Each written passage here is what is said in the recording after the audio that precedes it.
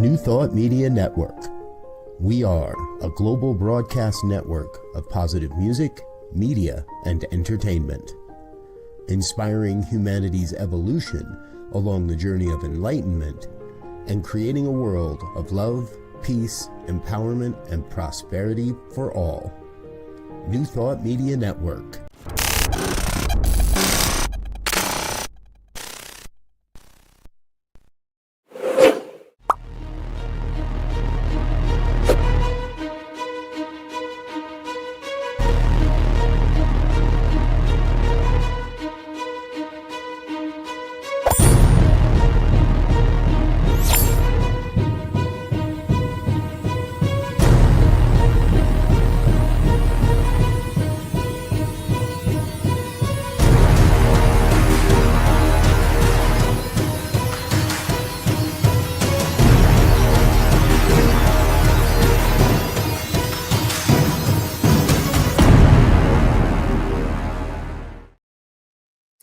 Happy Friday, everyone. It is Friday night here on the New Thought Media Network, or Friday afternoon, depending on where you are in the world. And I just want to say welcome, welcome. I'm Barbara Jean, and we have got some good stories for you this evening. So let's get started. A man donates an empty field to his town so it can be made into a community orchard. How cool is that? When Mr. Michel Eprichard inherited a large empty field in Western France, he didn't think much of it. Overgrown with weeds and childhood memories of walks along the tree line, for a long time, neither he nor anyone else in his family had any interest in developing it. That all changed with a change of his heart when he had the idea to donate the entire land parcel to the town of his childhood, provided the mayor and council promised to turn it into a fruit orchard and community garden that the whole town could benefit from. Mr. Aprinchard warned the municipality that should it choose to accept their land donation, it would come with the cost of developing it for the project, garden and orchard project, which the man estimated would cost about the equivalent of $12,000. The mayor accepted. And the first condition is to create the garden with specific varieties of fruit trees. And the second condition, undoubtedly the most important, is that the entire community could benefit from it. And that's exactly what they've done. There are apple trees, pear trees, and plum trees. Now we will let them grow. We will monitor diseases. We'll take care of the soil. And then people will come to pick their own apples or make jam. And many in the community came out to assist in planting the first 50 trees. This year, another 50 will be planted, as well as a new hedge, flower beds, and flowering trees. It'll take about 4 years before the first harvest, but no one seems impatient. The project already fulfills its function to gather, excite, and return the land to a common use. What a great use of that land, and what a wonderful thing to do for that small community. Okay, so lots of people doing good things. A Swedish company pays employees to form bonds in friend care trial. Yeah. A pharmacy chain in Sweden has started running a trial across its locations with a simple aim. Can a few minutes a day of free time help reduce loneliness? Sweden's government recently commissioned a large social study about loneliness across its citizenry, and what it found made for heavy reading. 8% of adults don't have a single close friend.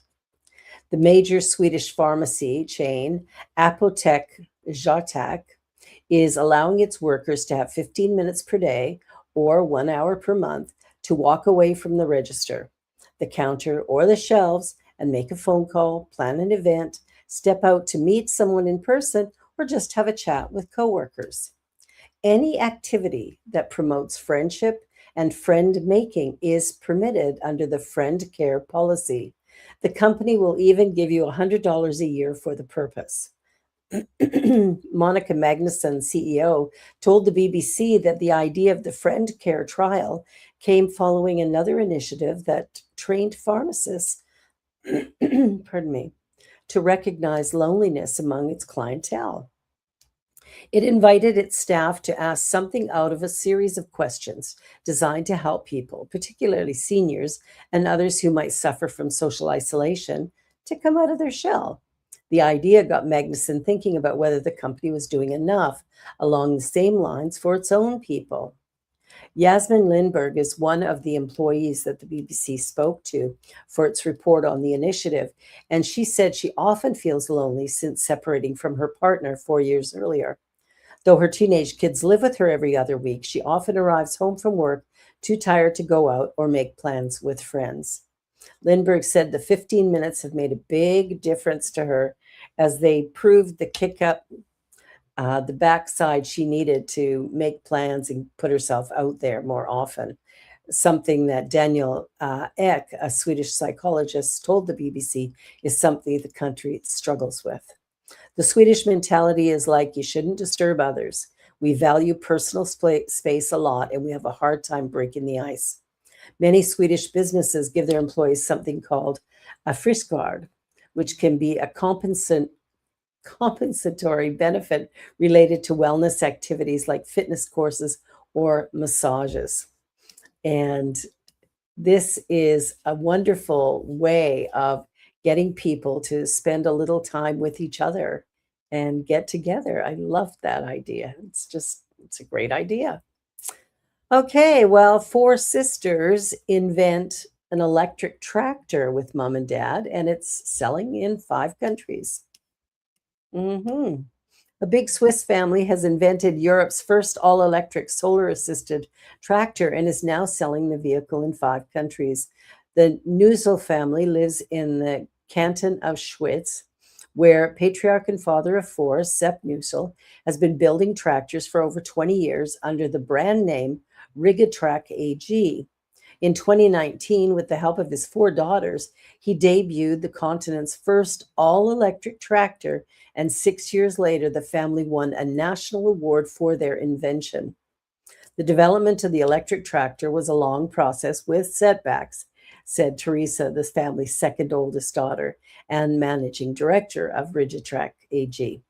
The idea actually came from seeing how many growing operations, farmers, dairies, and feedlots had solar panels on their roofs. The Nusels thought it would be brilliant if the companies could use that electricity in more ways.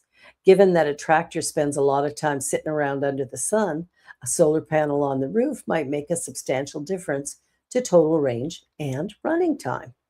The idea pushed the four father-daughters team to develop a prototype while Therese was at the University of Dresden in 2018. When we started, many of the necessary individual parts were not yet on the market. Today, the Rigatrack SKE 40 is sold in Austria, Norway, Denmark, Germany, and Switzerland, and even made it into the famous PC game called Farming Simulator. I've seen that game. It wields 4 electric motors totaling 84 kilowatts, including one for the front wheels, another for the back wheels, and a third for starting.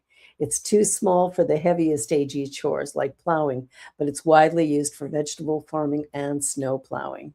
What a brilliant idea. In a day when there's all sorts of challenges with, what we have for power shortages here and there, this is a good thing. Well, we're going to take a short little commercial break here, and then we'll be right back with more good news. You're watching the New Thought Media Network, and now the good news. We'll be right back. Come expand your spiritual journey. Join us for Just the Talk. Sundays, 1 p.m. to 6 p.m. Mountain Time. Experience Unity Kitchener and Ottawa. Center for Spiritual Living Midtown. Center for Spiritual Living Denver. Unity of Garden Park. New Thought Philadelphia. The Sunshine Cathedral. Unity of Savannah. And the Om Center for Spiritual Living. Come unleash your spiritual potential with New Thought Media Network. And we're back. Well, this is a fun story. My dad used to make sauerkraut all the time in a big crock, and here we are with a big crock, and this woman's got a big smile. That Croc sat on her porch for 40 years and in an auction fetched $32,000. Yeah. So, like many elderly folks in the Midwest whose families use stoneware crocks for sauerkraut, Lois Jurgens held on to one for 40 years. It sat on her porch, weathering decades of harsh Nebraska winters until early this month when she was planning for a yard sale. She had a notion the heavy crock might be worth $100 if it could be put up for auction instead of selling it at the yard sale. So she called Ken Branmer. Coincidentally, his auction house had already secured dozens of ancient red winged crocs for an event that would draw 300 excited bidders to Buffalo County on January 10th.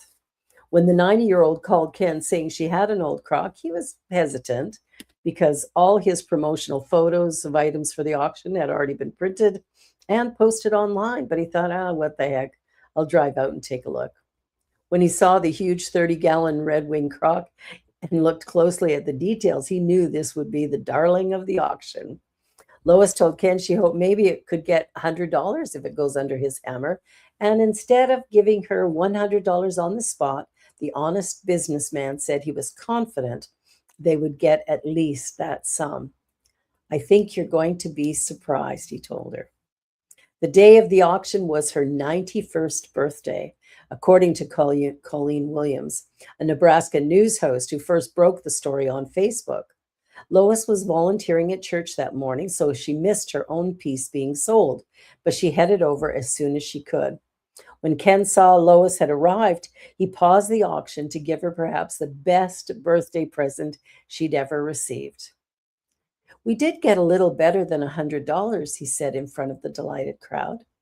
We got you $32,000. Ken had known the 30-gallon crock with molded handles and butterfly design was very rare, especially because it was stamped with the company name twice, once on the top and once on the bottom. And Lois's crock was also salt glazed rather than zinc glazed. It's estimated that only 20% of Red Wing's glazed pieces were signed on the side. These tan-colored wares were manufactured in Red Wing, Minnesota before the turn of the century, beginning in 1877 until about 1900.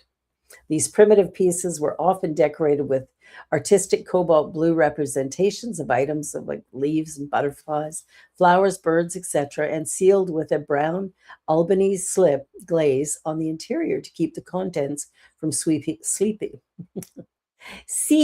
into the porous clay. Any irregularities can be highly prized by Red Wing stoneware collectors, and because thousands of the crocks in various styles were produced daily, there were bound to be some mistakes. Lois's piece, being stamped twice with the Red Wing company name, was even more valuable. Selling that rare 30-gallon Red Wing crock was one of those once-in-a-lifetime things, Ken wrote on Facebook. It really, really is. That is an amazing story. Okay, well, here's an elderly man driving a beat-up truck. A truck is a little more than beat up. So the elderly man busted up truck was a joke meme until a stranger's heart-warming idea to crowdfund a new one for him. His truck was the vehicle equivalent of Frankenstein, a green mishmash of dents and dings and disjointed panels. The 2000s Chevy Silverado became something of a famous eyesore in South Bend, Indiana, earning sideways glances and second looks wherever Mo Riles went. I thought it was AI and didn't know if it was real, one diner patron told Steve Hartman of CBS News. It's unbelievable how the thing even moves. I did a double take because I couldn't believe the sight of it, one woman said. Before long, the disbelief spread to social media where jokes poured in from wisecrackers across the internet. Where's the duct tape when you need it? Looks like the Hulk smashed it. One speed bump away from splitting in half. Sure, Mo heard the jokes and saw the sideways glances, but the truck ran just fine. The state of Indiana doesn't require inspections, obviously. And Mo, who worked at the Dollar Tree store, wasn't in a financial position to upgrade, especially since facing recent health challenges. So the truck rolled on, at least until Colin Crowell saw the photo. Cullen, who owns Car Guys Auto Detailing, wanted to do more than joke about the unsightly relic.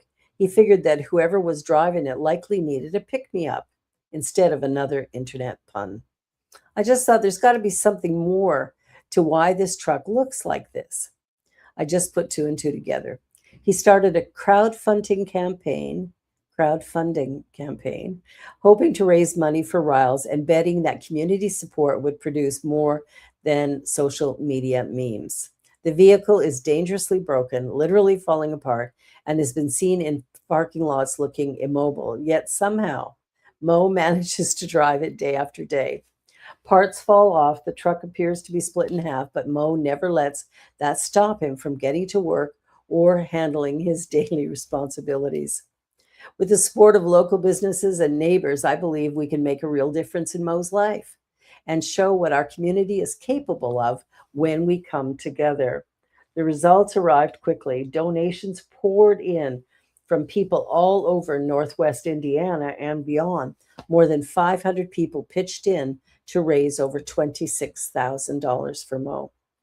Earlier this month, his Franken truck took its last ride, heading toward a Chevy dealership in town where he received a shiny 2019 Chevy Silverado truck that looked brand new.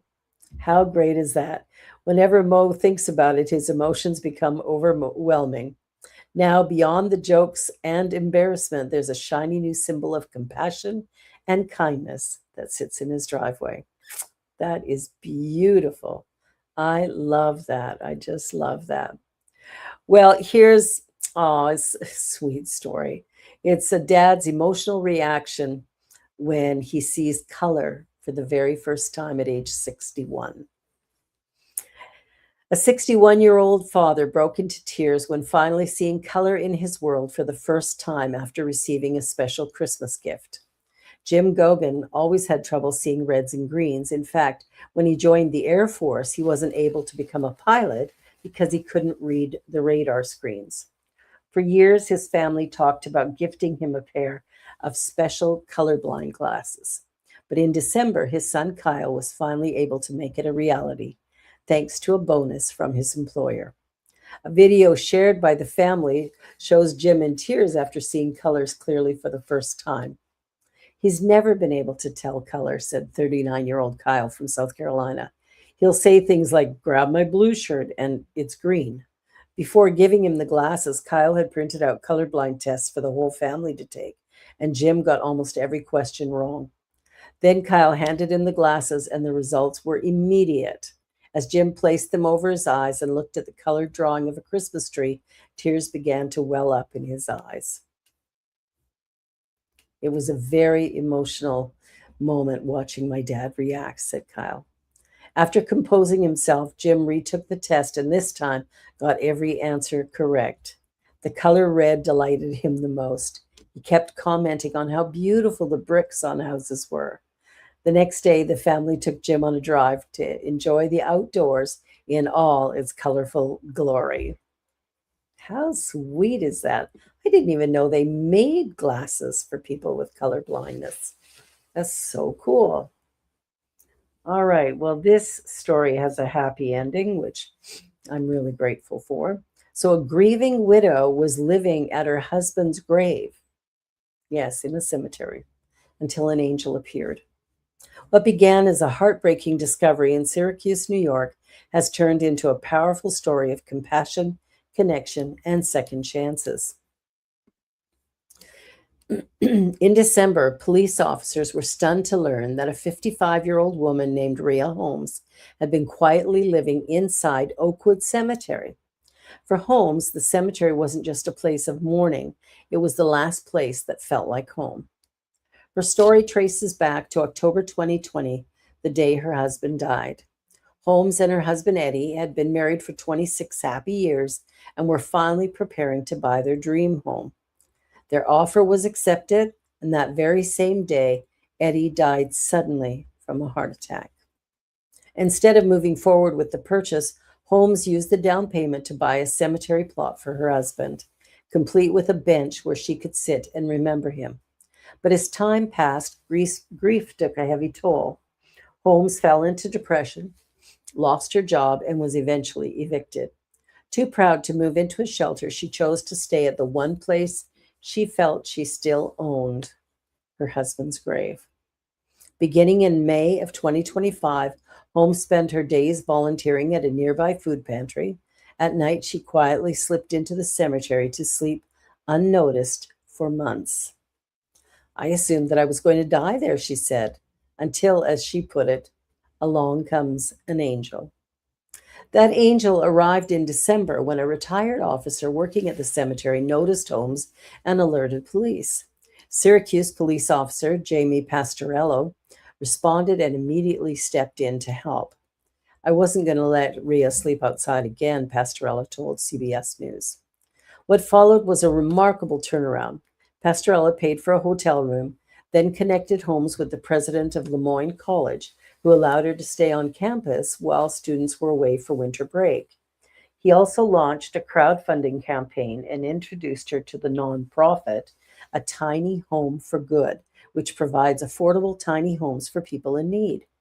When a home became available, Holmes finally had a place of her own. While nothing can replace the love she shared with her husband, the emotional reunion between Holmes and Pastorello, filled with heartfelt hugs, made one thing clear: kindness can change the course of a life. Thanks to one officer's compassion, Holmes now has a future far from the cemetery she once called home. That was a really sweet thing to do. Well, there was some water-soaked street in Chicago, and a crossing guard picked up the kids and carried them across to keep their feet dry. How great is that? Joe Sass, a crossing guard at Jameson Elementary School on the city's north side, arrived at work to find the street outside the school flooded after a 100-year-old water main burst. Icy water covered the road, creating a risky situation for children trying to get to school safely and dry. But Sass didn't hesitate. He began picking them up one by one and carrying them across the street, making sure they stayed dry and out of harm's way. It's not in the job description, he said, but I'll do just about anything for these kids.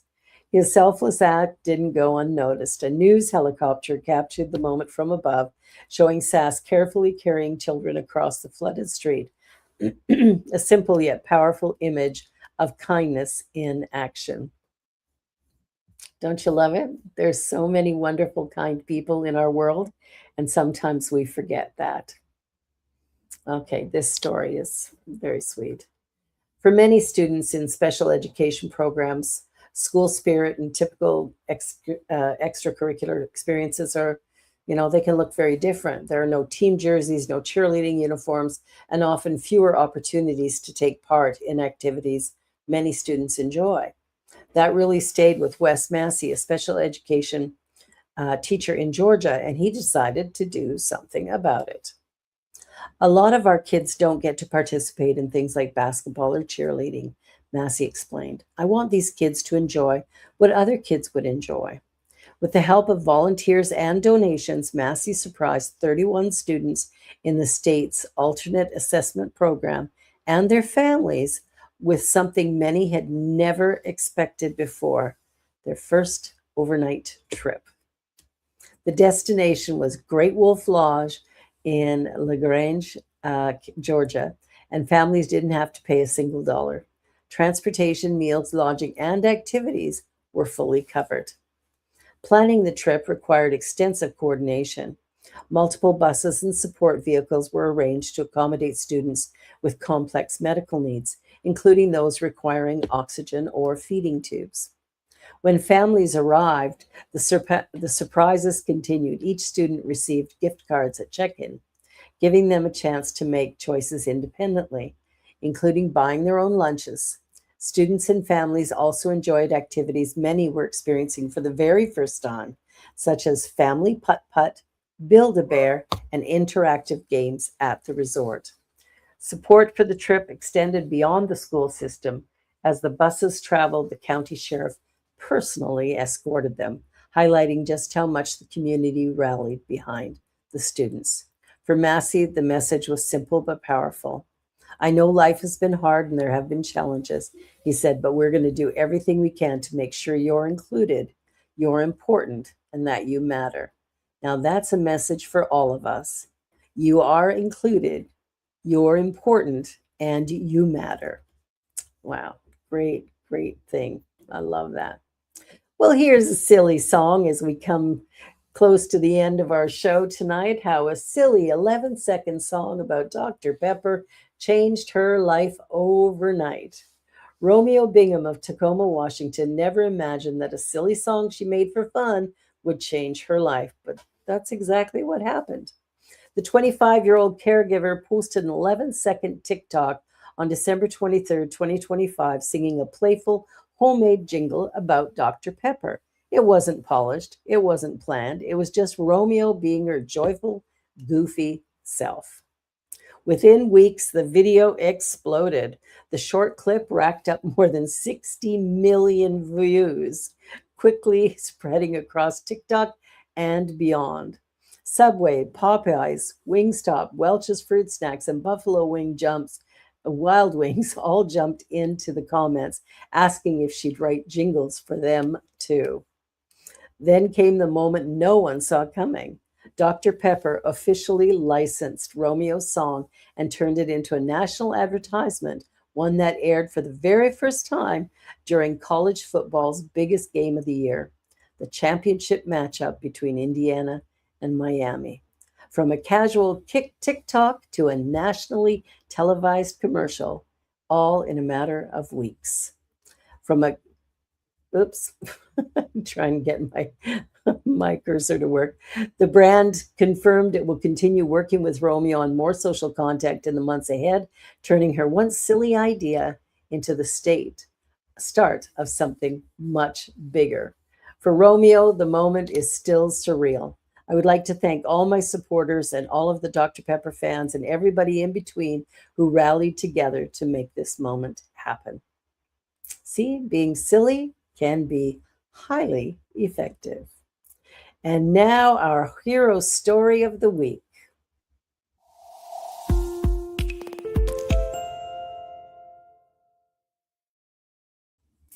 When an 85-year-old widow asked for some help staying warm, a stranger did so much more. 85-year-old widow in North Carolina picked up the phone to call a local tree removal company. She wasn't looking for a miracle, just firewood to stay warm. The woman, known as Nana Abernathy, explained that she was out of wood, had recently lost her husband, and didn't have her Social Security check coming in until the following week. Unable to afford the cost, she was hoping someone might help. That call reached Paul Britton, owner of Britton's Tree and Crane Service, and what happened next went far beyond a simple delivery. And we have some video for you.